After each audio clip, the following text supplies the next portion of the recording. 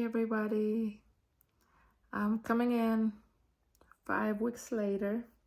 Tomorrow it's going to be 5 weeks to kind of just share a little bit of my birth story. It was very smooth, except a little hiccup, which I'll talk about.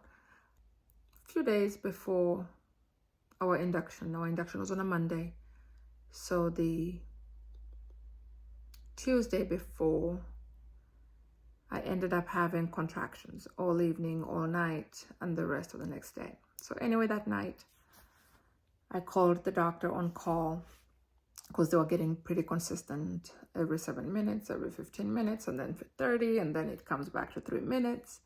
So it was kind of one of those things where you're like, okay, this must be just prodromal. Prodromal? I don't know. How do you say that word? Fake labor. But I went into triage the following morning. I met up with my intended dads. I went into triage the following morning. I met up with my intended parents. Got triaged. Conclusion was that it wasn't true labor. I was only still dilated 1, barely. So we got kicked out. So we went out to brunch. Then my dads took me home, and then we just waited. The Sunday night before my induction, I checked in at 9 o'clock, which is the protocol for my hospital. I don't know if it is the same for everybody, but with my induction with my firstborn, I checked in the night before as well. So I checked in at 9. My good friend dropped me off, and then everything was set up for the baby. My bed was ready. The table, of course, the vampires had all their stuff that they need, 100 vials. They have to do like the basic BMP, CBC. They have to do an STD check as well. My blood typing, and the game plan, since I was strep B positive, I had to get antibiotics. So that was started off. It was like every 4 hours. What else did they have to do that night? My OBGYN was going to be at the clinic the following day, but the plan was to time the Pitocin that most likely I will be ready to deliver while she's still on the shift, and she could just come across the street and deliver me. It worked out great. So my Pitocin was initiated about 3 o'clock, but before that they did Cytotec, which is to start ripening my cervix. I always say my cervix is made of steel. Did not respond, barely. I was still at 1.5 at 3 in the morning. I respond very well to Pitocin. That was started about 3:30. But it wasn't upped every 15 minutes because we were trying to not be too fast so that the intended parents would be there, and my doctor as well. My intended parents showed up at 7:30 as we had planned. Yuna, my friend that dropped me off the night before, she was going to be one of the 2 girls with me, my support. She came in about 9 o'clock. And then my other girl, she came about 10:30, 11. But 7:30, the dads came in. The doctor came to round close to 8 o'clock. And she was like, okay, you're at 3. Do you want me to break your water? I'm like, what are we waiting for? So she popped my water, and we're thinking, okay, things will speed up. No, it was slow. So we had a great morning, just relaxing. My intended dads got to meet my girls. It was a party. We had a really good time. Of course, I couldn't eat. I was on a clear liquid diet. So I asked for Italian ice. What did I get? I think I got 2 popsicles. That was my breakfast. Then at 11, close to noon, the doctor was coming in to round again. She checked me. The nurse had checked me prior to, and I was still at a 3.5, so no movement at all. And at this point, the nurses have been asked to start increasing the Pitocin more frequently, according to their protocol. And oh, I had already gotten the epidural. My game plan was I was gonna get an epidural. It failed with my son partially, like towards the end before pushing. So this time, kind of the same thing happened where I could move my right leg. I could feel the contractions, but they weren't as painful. I kept using the demand button of the PCA for the epidural. About noon, my doctor came back and to round. So she checked me again, and I was at an 8. Hallelujah. So she was like, okay, I'll see you about 2:30. So that's 2 hours from then. I'm like, that's a long time, but okay, I'm sure it won't be. So she left, and I'm guessing when she left the room, she must not have seen my nurse. So later, about 12:45, close to 1, one of the nurses picked her head in and was looking for my nurse, and my nurse needed to go on a lunch break. And I told her, no, I don't think so. I think I'm ready to push. And at that time, of course, my intended dads are looking at me like, are you serious?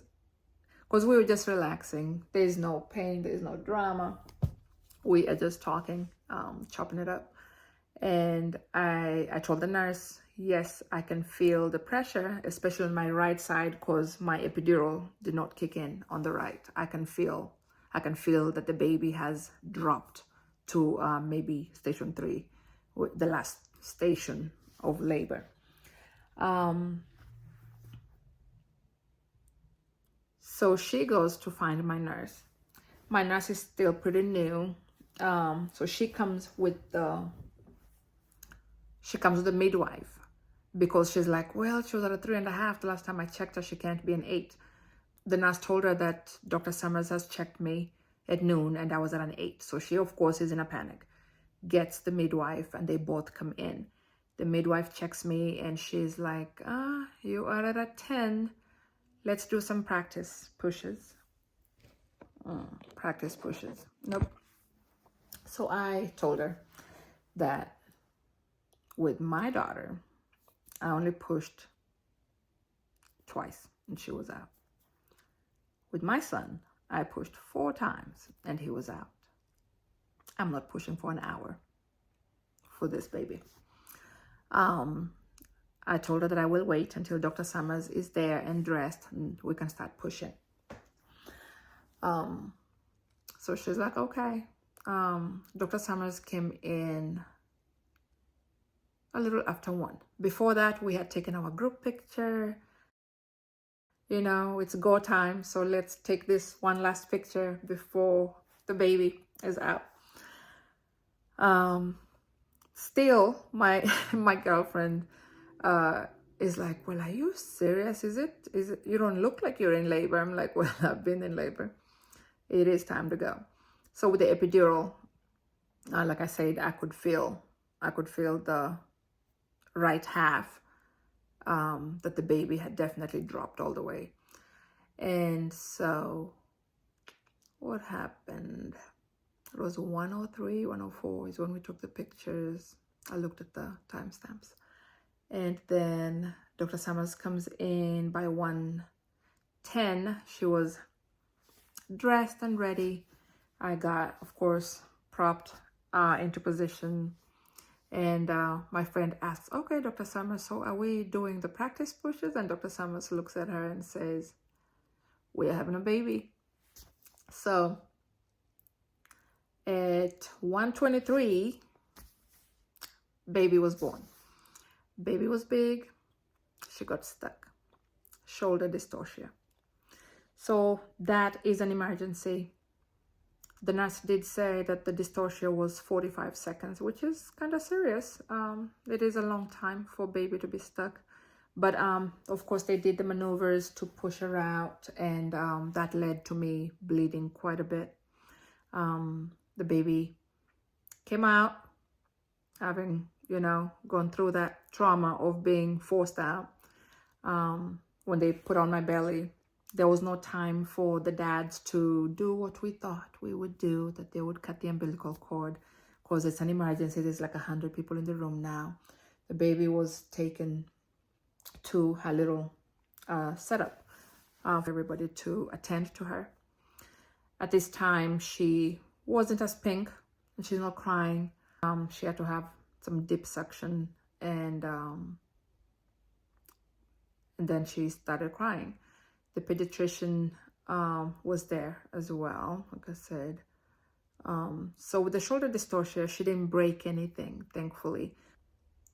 Some babies, when they get stuck in the process of trying to get them to, collapse their shoulders to be able to come through the canal, there can be some fractures, shoulder dislocation. And I think with Alexandra, there was a little bit of shoulder, it was looking a little funny, but the pediatrician just popped it in. She was fine.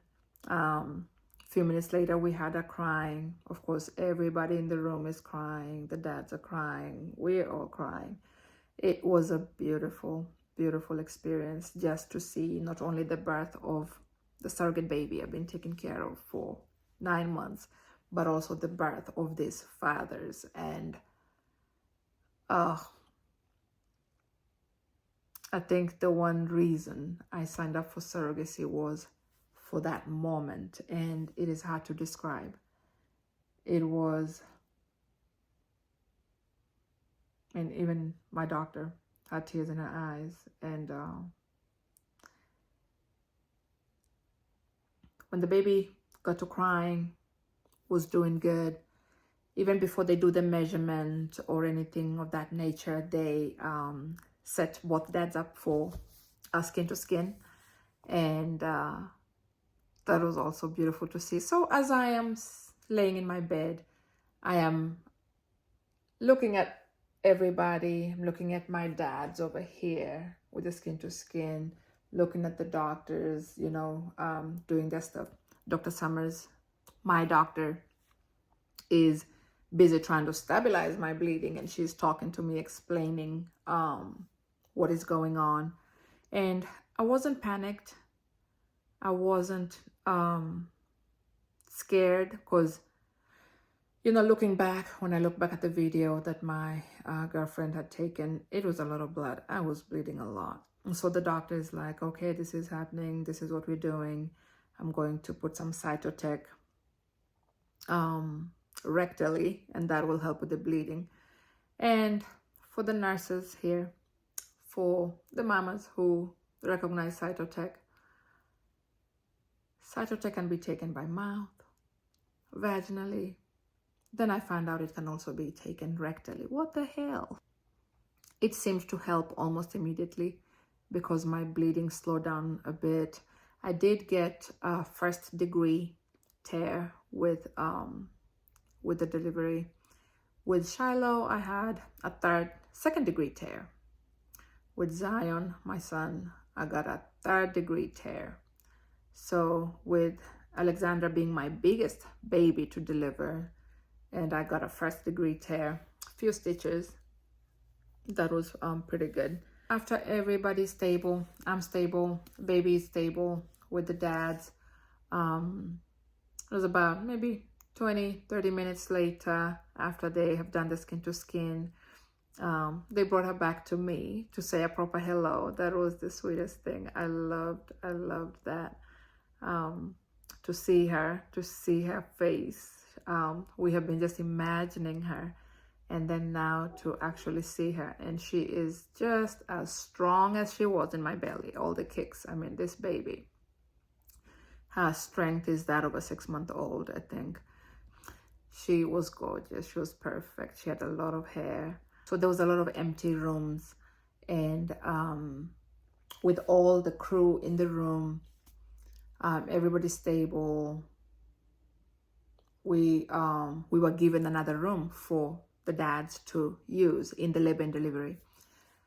So that was nice. They got to have their own space yesterday. And I remained with my nurse and my two girls. And the nurse initiated the oxytocin, which helps the uterus to start contracting. We were there in the labor and delivery room for about 2 hours for the monitoring, which is the protocol that is required. The oxytocin was stopped, and at that time the nurse had to ensure that the baby is also ready to move to mother baby. And because the nurse that was gonna be taking care of me is the same nurse that is assigned to the baby. So 2 hours later, we already knew that we are going to have separate rooms, and that was going to happen because census was low. There were rooms available. They were kind enough to make it pretty close. We're in the same side of the hallway, about 2 doors down, maybe 3. So they could come and go. I could come and go if we needed to.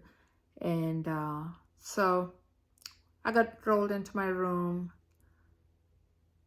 The epidural already, of course, had been stopped. The catheter has been taken off. I could not sit still. I was ready to just clean up right away. I did a full sponge bath while we were still in labor and delivery. I had my shorts and tank top. When we showed up to mother baby, the nurse is like, "You're crazy." I don't like those hospital gowns. But first thing we did, after she got my vitals, got me settled, she didn't have much to do. We ordered some Vietnamese, I think it was. We ordered some food. We had dinner, me and my friends that were still there. And they didn't leave until about 8 o'clock. And then I was ready to just chill. I got myself all settled. Going to the bathroom, of course, is the first priority. After a catheter has been removed, you have up to 6 hours where you have to pee, or they will scan your bladder to see if you're retaining anything. The first walk to the bathroom, the nurse needed to be there to ensure safety because of the epidural. I was still numb, and just the hospital protocol is some people fall. So she took me in. I was still bleeding a lot, and so they had to measure the pads. They weigh, since I was still bleeding, they have to weigh the pads to estimate the blood loss. I peed okay, and then I watched a replay of the football game, the Chiefs. Then I went to bed. The following morning, we had breakfast, visited again with them and the grandparents, and I was doing very well. I didn't feel like I needed to be there another day. My milk or colostrum doesn't come in until like 3-4 days after I deliver. So I did try to pump. The lactation consultant was like, "Well, you need to start stimulating." I did it, then packed my stuff and waited for my ride. I was home by 3 maybe. Surrogate baby and her dads, they were discharged on Wednesday. So we had her on Monday. Tuesday I went home. Wednesday they were discharged. A surrogate delivery is the same as your own, I feel. I mean, the difference is through the 9 months, I think every surrogate will say we work on building a bond with our intended parents so much. My job is to foster as close of a bond between baby and the parents as much as possible. So a lot of people will ask, okay, are you not attached to the baby? Do you miss the baby? It is always a weird question to answer because I love the baby. I took care of her for the 9 months. but I built a bond, a friendship with the dads. So I miss them so much. The baby, I'm just excited. When I think about her, I'm just excited that she is where she belongs. I miss being pregnant. I miss her kicks. She was a busy one. But in terms of a bond, it's definitely not maternal. The bond that I can say I have with her is I did that. I actually brought her to her parents. So it is the one thing that that's how I can explain it. We knew I would be providing breast milk if my body cooperates. I did that. It was, I think, Thursday when I started having milk. And then, yeah, so Saturday when they came to visit, they picked up the first batch. And then the following Saturday was the second batch, and that was the last batch because they were not going to be in town long. So that is my birth story. The main thing was the shoulder dystocia that we did not anticipate, because the estimated weight on our last ultrasound was 7 pounds 5 ounces. I think I had guessed 8 pounds 3 ounces. She was 8 pounds 8 ounces, 21 3/4 inches, very long. So they were able to leave pretty quickly after she was born. They left on the 13th. Oh my goodness, yeah, almost, yeah, 3 weeks. So on the 13th they left, and she's living her best life with her dads, and I am just so happy to have been a part of it. I did set up my little reading corner. I don't know if you can see. This is my bump with Shiloh. I was exactly 40 weeks pregnant with her. I was 38 and a few days. This was a few days before I checked in for Alexandra. And then this Zion, I was exactly 40 weeks as well. I had him on the 29th. It was 40 weeks and a few days. I was already overdue. So this is my little special corner. No kids are allowed to sit here. It's my relaxation, reflection corner.